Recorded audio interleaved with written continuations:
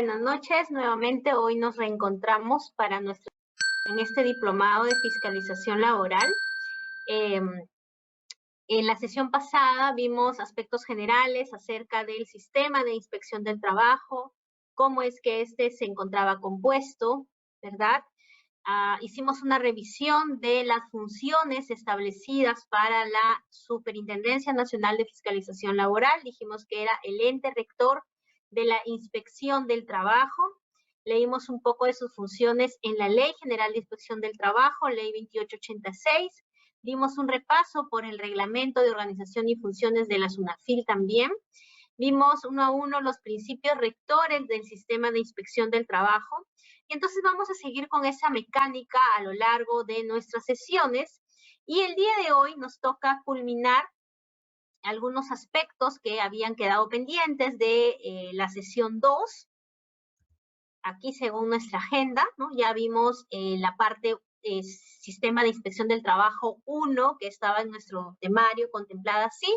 Luego venía una sesión 2, que hablaba de una segunda parte del sistema de inspección del trabajo. Algunos puntos abordamos la sesión pasada, otros vamos a culminar el día de hoy. Y ya para esta clase nos vamos a centrar en el inspector. ¿Cuáles son esas facultades inspectivas que la ley le confiere al inspector del trabajo? Recordemos que la Ley General de Inspección del Trabajo establece cuáles son las funciones a cargo del inspector. Adicional a ello, recordemos también, o tengan en cuenta que existe una ley de la carrera del inspector también para establecer los distintos niveles que existen dentro de la carrera de inspector. Y finalmente vamos a culminar la sesión de hoy con la primera parte de las actuaciones inspectivas, ¿bien? Hoy vamos a ver qué son las actuaciones inspectivas, cómo es que se originan estas actuaciones inspectivas. Vamos a hablar un poco acerca de la orden de inspección, muy de manera general, porque vamos a adentrarnos más en este tema en nuestra sesión 3, que es exclusivamente para hablar de actuaciones inspectivas y centrarnos en las medidas de inspección, en las medidas inspectivas, como la paralización, el requerimiento, el cierre temporal. ¿Bien? Entonces, igual que la sesión pasada, no se preocupen que voy a ir leyéndolos aquí. Muchas gracias, Alex, por tus saludos. Bueno, voy a ir leyéndolos aquí en el chat, me van poniendo los comentarios. Por ahora los micrófonos me parece están deshabilitados, pero ya saben que en una segunda parte, luego del break, los habilitan para que ustedes puedan formular las consultas que deseen, y también al final de la sesión, como siempre, dejo un espacio para poder conversar. ¿Bien? Entonces vamos a empezar y vamos a ver qué puntos vamos a abordar de un documento interno de la SUNAFIL que es importante conocer, teniendo en cuenta los temas que vamos a desarrollar en esta sesión.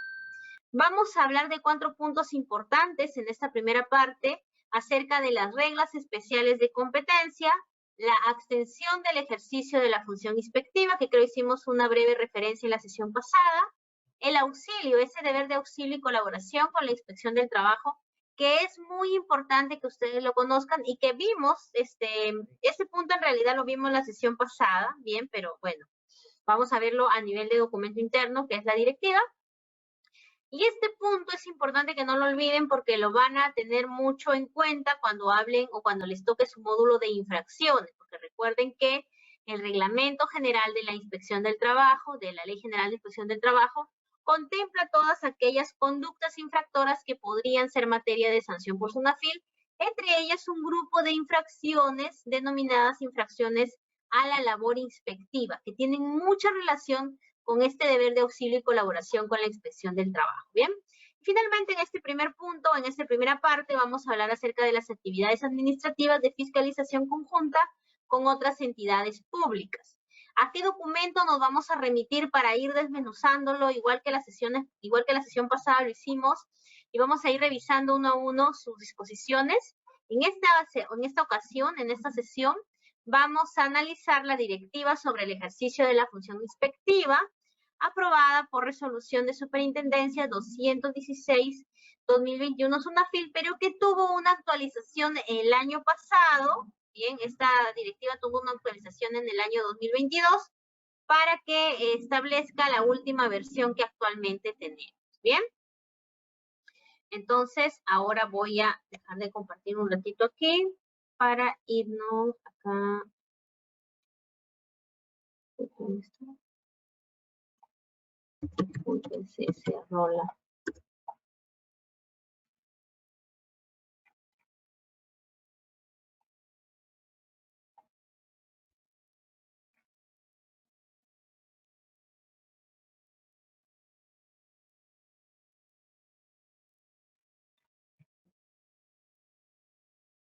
Bien, entonces vamos a agrandar un poco para ir analizando este documento. Bien.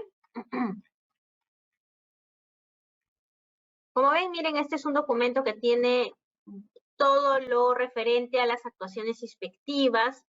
Generalmente, muchos le conocen como procedimiento inspectivo, pero en realidad, si queremos adecuarnos a una terminología correcta, lo correcto es decir actuaciones inspectivas. Si nosotros revisamos la ley o el Reglamento General de Inspección del Trabajo, nos vamos a dar cuenta que no vamos a encontrar denominación procedimiento inspectivo, sino actuaciones inspectivas, ¿bien? Entonces, vamos a ir a este punto.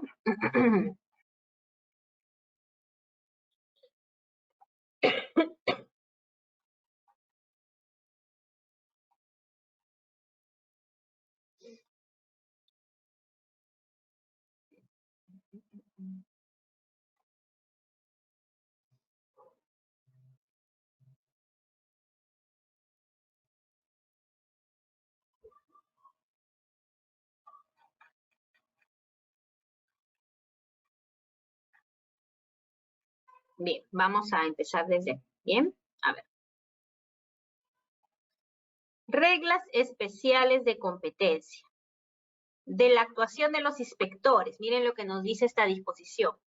De conformidad con la Ley General de Inspección del Trabajo, los inspectores auxiliares, recuerdan, hablábamos de 3 grupos de grados, ¿no? Jerarquías en la carrera de inspector, y hablábamos de inspectores auxiliares, inspectores de trabajo y supervisores de inspector. En este caso, miren, nos estamos centrando en las reglas de competencia de los inspectores auxiliares. En la sesión pasada, los que estuvieron presentes recordarán, y quienes no estuvieron presentes vamos a hacer la remembranza. Decíamos que existe una ley, bien, o un reglamento en este caso, de la carrera del inspector, ¿bien? Y esta carrera del inspector establece determinados grados de los inspectores. Tenemos a los inspectores auxiliares, que es el nivel más bajo de la carrera de inspección, luego siguen los inspectores de trabajo y luego los supervisores de inspector. Entonces aquí nos estamos viendo, vamos a analizar las reglas especiales de competencia de los inspectores auxiliares, ¿bien? Entonces, los inspectores auxiliares están facultados para ejercer las siguientes funciones. Miren, funciones inspectivas de vigilancia y control de las normas cuando las materias a ser inspeccionadas no revistan complejidad. Para este efecto, mediante resolución de superintendencia, se aprueban los criterios técnicos para la determinación de las inspecciones que se consideren complejas, pudiendo considerarse para esto las características del sujeto inspeccionado, las materias, entre otros. ¿Qué nos quiere decir esto? Nos quiere decir que para el inspector auxiliar han dejado aquellas materias que no son complejas, precisamente porque son la parte más o el nivel más bajo dentro de la carrera de inspector. Cuando existe un concurso de inspectores, a lo primero que acceden los postulantes es al cargo o al puesto de inspector auxiliar. Se entiende que estos, recién al estar ingresando a la carrera del inspector, ¿no? Recién se están formando en esta carrera. Entonces, no sería prudente, ¿verdad?, otorgarle de repente el control o las competencias para que pueda fiscalizar determinadas materias que revisten determinada complejidad. Por ejemplo, en asuntos de accidentes de trabajo o en algunas actividades complejas como la minería o la construcción civil, sobre todo en materia de seguridad y salud en el trabajo. Entonces, se le delega a los inspectores funciones de vigilancia y control, pero sobre materias que no sean complejas. Además nos dice que la SUNAFIL tiene un listado, ¿no? A través de resolución de SUNAFIL que aprueba los criterios técnicos para determinar qué materias son complejas y qué materias no lo son, a fin de poder determinar a su vez qué materias serán las que tendrán que evaluar o a las cuales sí se encuentran competentes o para las cuales sí se encuentran competentes los inspectores auxiliares. Las actuaciones inspectivas realizadas con anterioridad a la fecha establecida para el inicio de la aplicación de los referidos criterios técnicos, los que hace alusión en el inciso anterior, continúan su trámite de conformidad a las normas y reglas que determinaron su generación. ¿Por qué este apartado? Porque esto no existía desde antes, ¿bien?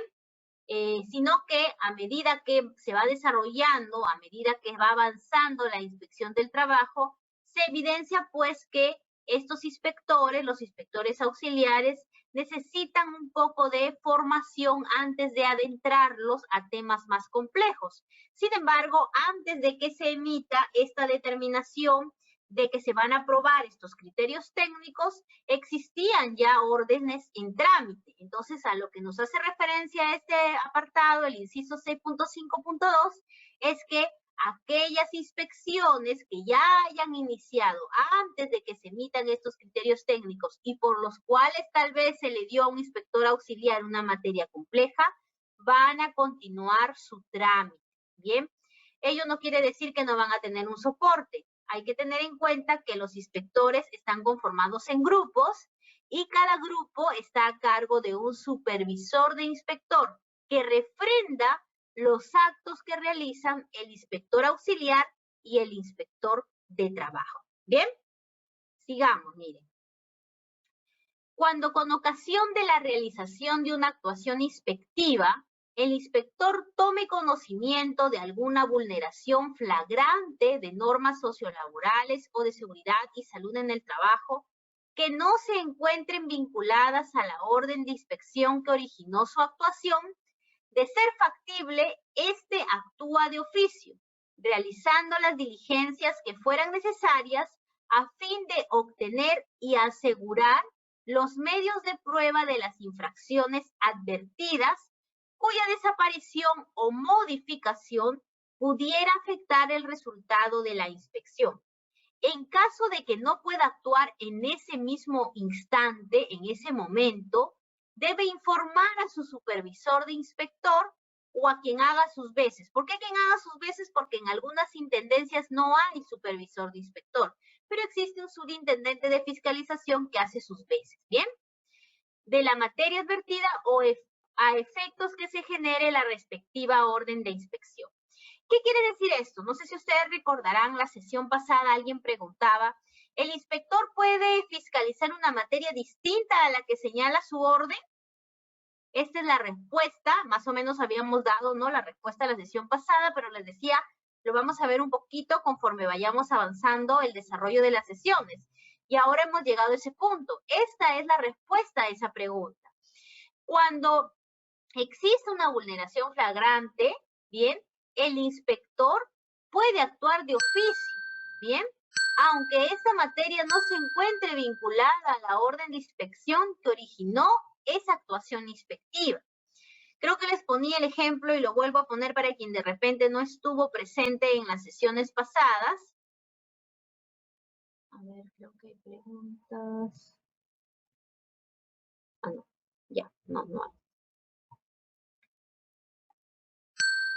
Para quienes no estuvo en la sesión pasada, les decía, vamos a poner el ejemplo. Miren, imagínense que un inspector se le asigna una orden de inspección para que verifique en materia de, a ver, hoy día justo 15 de mayo venció el plazo para que los empleadores depositen la CTS a sus trabajadores, ¿verdad? Entonces, llega la siguiente semana, o ni siquiera eso, ¿ah? El viernes 19, bien, ya estamos viernes 19, vamos a suponer, y a un trabajador no se le ha depositado aún la CTS. Entonces, este trabajador presenta una denuncia, bien, una denuncia por la falta de depósito de la CTS. Vamos a imaginar que el inspector determina que la mejor forma de fiscalizar en ese caso es realizando una visita inspectiva. Acude al centro de trabajo para realizar la visita por la orden de inspección en materia de pago de beneficios, como es el caso de depósito de la CTS, y resulta que ya en las instalaciones del centro de trabajo verifica que los trabajadores laboran en condiciones inseguras, ve cables de electricidad al aire libre, expuestos, trabajadores sin equipos de protección personal, realizando labores demasiado riesgosas, ¿bien? Entonces hay una flagrante vulneración, en este caso, a las obligaciones en materia de seguridad y salud en el trabajo. Por tanto, el inspector, a pesar de que no fue por una materia de seguridad y salud en el trabajo, él determina que es indispensable que él pueda intervenir en esa materia, en materia de seguridad y salud. Porque de no hacerlo, miren lo que dice aquí, ¿no? Fueran necesarias a fin de obtener y asegurar los medios de prueba de las infracciones advertidas, cuya desaparición o modificación pudiera afectar el resultado de la inspección. Claro, de repente él ve eso, ¿no? Dice, bueno, voy a regresar al día siguiente para ver y ya no encuentra nada, ¿no? Entonces puede él de oficio cambiar esa materia y fiscalizar en la materia que ha encontrado en flagrancia. ¿Bien? Dentro de las 48 horas siguientes de haberse efectuado la diligencia respectiva, es decir, de haber sucedido esta situación en donde el inspector acudió por una materia pero terminó fiscalizando otra, ¿bien? ¿Qué es lo que debe hacer el inspector? Debe formalizar esta situación que ocurrió.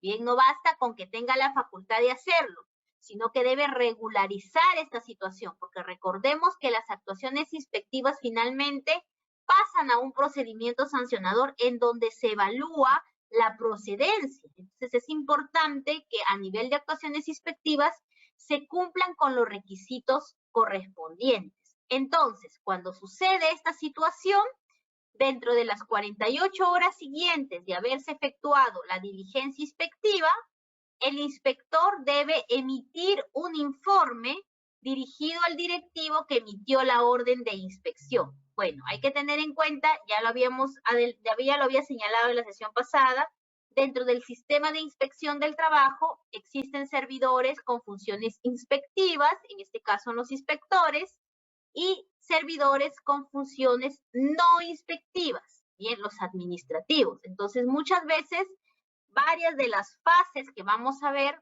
conforme se desarrolle el módulo y todo el diplomado en realidad, vamos a ver que existe personal que interviene, no necesariamente personal con funciones inspectivas, como es el caso aquí, nos dice, ¿no? El directivo que emitió la orden de inspección. Pues bien, dentro de cada intendencia regional hay un servidor encargado de emitir las órdenes de inspección. No es necesariamente un inspector quien emite la orden, ¿no? Imagínense, si no, pues tal vez los inspectores se asignarían las órdenes a su conveniencia. Entonces, para evitar eso, es un personal distinto, calificado exclusivamente para poder generar las órdenes de inspección. Órdenes de inspección que además son repartidas o asignadas al azar por el sistema informático de inspección del trabajo. ¿Bien? Entonces, se emite un informe dirigido a este servidor que emite la orden de inspección con el visto bueno del supervisor. Por eso es que les decía, el supervisor es quien refrenda todos los actos que realice el inspector. Entonces, en este caso, el inspector emite su informe, lógicamente el supervisor lo lee, tal vez acude al propio inspector para que le dé un poco más de información sobre los hechos, sobre por qué varió su actuación, y si lo convence y si el supervisor dice, bueno, sí tiene razón, dentro de sus facultades, has actuado dentro de tus facultades, entonces refrendo este informe. Pero miren además lo que dice aquí, requisito que no es necesario en caso de ausencia, inexistencia o imposibilidad de este último, detallando en dicho informe las circunstancias y formas de la que tomó conocimiento de los hechos, las actuaciones realizadas y materias comprendidas, solicitando la convalidación de lo actuado, ¿no? Entonces, no es necesario o no es un requisito imprescindible que cuente con este visto bueno, sino que esté debidamente sustentada esta variación. Bien, seguimos. En mérito del informe, se procede a emitir la correspondiente orden de inspección, porque recordemos que el inspector ha variado en plena fiscalización de materia. La orden que él llevaba no es por esa materia, entonces se tiene que generar la orden de inspección correspondiente, incorporando a un nuevo expediente las actuaciones inspectivas realizadas preliminarmente por el inspector, porque esa actuación que realizó el inspector necesita estar codificada como un propio expediente a fin de que luego pueda seguir su curso hacia el procedimiento sancionador de ser el caso. ¿Bien? En este supuesto nos dice las actuaciones realizadas incorporan, en atención a la materia advertida por el inspector que estaba siendo vulnerada siempre y cuando la inspección siga desarrollándose y esté en trámite. Quiere decir que puede desarrollar ambas inspecciones. ¿Bien? Tanto la generación de la nueva orden de inspección como la ampliación de las materias de la orden de inspección original se realiza dentro de los 3 días. Bueno, eso ya es un plazo establecida en esta directiva interna. Aquí están levantando la mano. Recuerden que en esta primera parte los micrófonos están silenciados. Entonces, a lo que podrían recurrir chicos y chicas es a escribir en la sección del chat la consulta que pudieran tener. ¿Bien? Yo voy a estar atenta para poder leer su consulta. Otro punto importante que vamos a conversar ahora mismo es la abstención del ejercicio de la función inspectiva. Creo que ya más o menos había colocado un ejemplo la sesión pasada cuando les decía que el inspector fue a fiscalizar y encontró a su amigo de la universidad, ¿no? Entonces, lo correcto es que se abstenga, pero ahora vamos a ver la base legal y un poco más de supuestos, ¿bien? ¿Es posible que un inspector se abstenga del ejercicio de su función inspectiva? Sí. ¿En qué circunstancias o bajo qué norma legal? Vamos a verlo ahora. Esto es en concordancia con lo previsto en el artículo 28 de la Ley General de Inspección del Trabajo y el numeral 10.1 del artículo 10 del reglamento de la Ley General de Inspección del Trabajo. Miren, aquí tenemos la Ley General de Inspección del Trabajo, nos dice en su artículo 28. Vamos a revisar el artículo 28 para que ustedes mismos vean la base legal correspondiente. ¿Bien? Artículo 28, mire. Deberes de los servidores públicos con funciones inspectivas. Los supervisores inspectores, los inspectores de trabajo y los inspectores auxiliares deberán ejercer las funciones y cometidos que tienen atribuido con sujeción a determinados principios que ya vimos en la sesión anterior. ¿Cuáles? Legalidad, primacía de la realidad, lealtad, imparcialidad, objetividad, equidad, jerarquía, eficacia, probidad, entre otros. ¿Bien? Estando sujetos al régimen de incompatibilidades y a los motivos de abstención y recusación de común aplicación. En este caso, lo que nos está diciendo esta norma, este artículo 28, es que los supervisores de inspectores, los inspectores de trabajo y los inspectores auxiliares están sujetos a ese régimen de incompatibilidades. ¿Qué quiere decir? Cuando existe una incompatibilidad entre la función que va a ejercer y el propio hecho que necesita de su intervención. Entonces, nos dice, en razón de su función, no puede, que es lo que no puede hacer el personal inspectivo, tener interés directo o indirecto en las empresas o grupos de empresas objetos de su actuación. Ya lo decía, ¿no? Un interés directo. Bueno, imagínense, pues, este inspector tiene acciones en esa empresa. Indudablemente, pues no podría, ¿no? No podría él investigar. O de repente, la familia de su esposa, de su cónyuge, es quien tiene estas acciones. También tiene de por medio un interés. Tal vez no directo, pero sí indirecto. ¿Bien? Asesorar o defender a título privado a personas naturales o jurídicas con actividades susceptibles de acción inspectiva, ¿no? O más aún, por ejemplo, El inspector es quien realiza la inspección, pero a la vez, ¿no? Es quien quiere ejercer, asesora a la empresa para que responda a los propios descargos o responda con descargos a los propios requerimientos que él le hace, ¿no? No podría hacer eso, no puede asesorar o defender a título privado, ¿bien? Dedicarse a cualquier actividad distinta a la función inspectiva, salvo la decencia. Esto es importante, miren, la labor del inspector es exclusiva e incompatible con otra prestación de servicios subordinada e independiente. Entonces, un inspector se dedica exclusivamente a la función inspectiva, salvo la docencia. Es lo único que podría realizar a la par de ser o de ejercer la función inspectiva, ser docente, pero no otro tipo de profesión, oficio o prestación de servicios, ¿bien?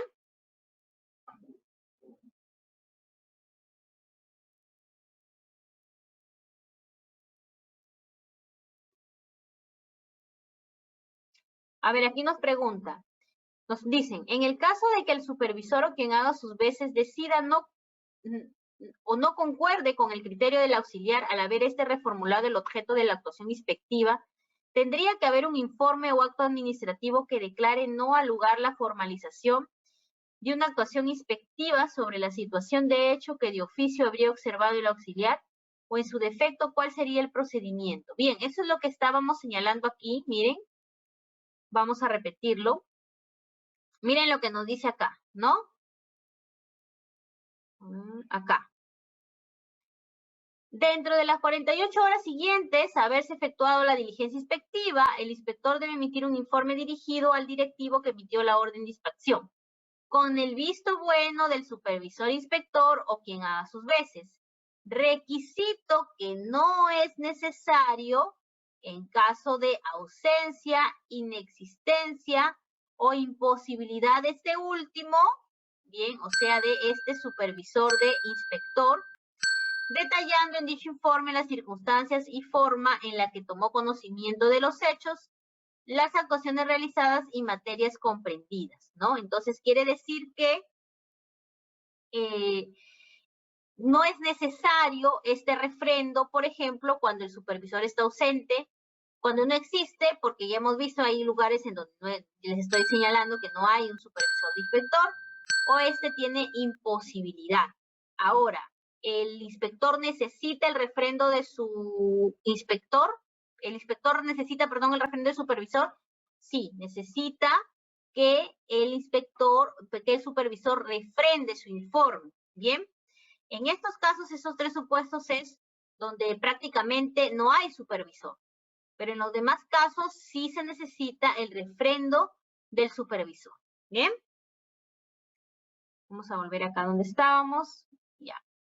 Cuando concurra algún motivo de abstención y recusación, se abstendrán de intervenir en las correspondientes actuaciones inspectivas, comunicándolo a su superior inmediato. ¿Quién es el supervisor? ¿Quién es el superior inmediato del inspector? El supervisor de inspector. ¿Bien? En aplicación de los principios de eficacia y jerarquía, y sin perjuicio de la autonomía técnica funcional, recuerdan, hablábamos del principio de autonomía técnica funcional. ¿Qué nos decía ese principio? A ver, ¿alguien recuerda? ¿Qué nos decía el principio de autonomía técnica y funcional? De repente por ahí me colaboran y lo ponen en el chat. ¿Recuerdan?